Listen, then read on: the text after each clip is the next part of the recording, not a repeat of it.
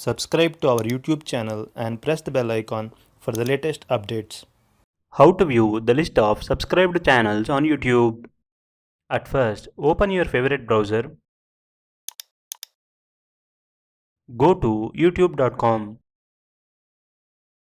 Click the sign in button at the top right corner of the page.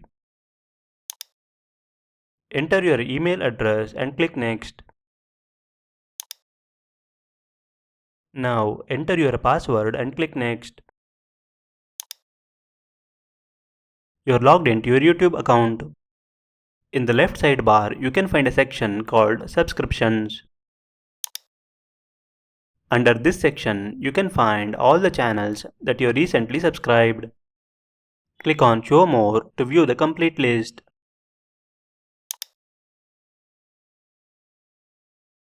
Click on the name of the channel to access the channel page.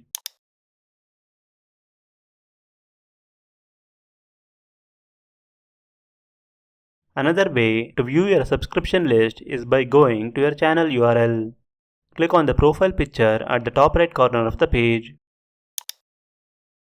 Click on View your channel URL. In the home page, you can find a section called Subscriptions. Click on the View All button.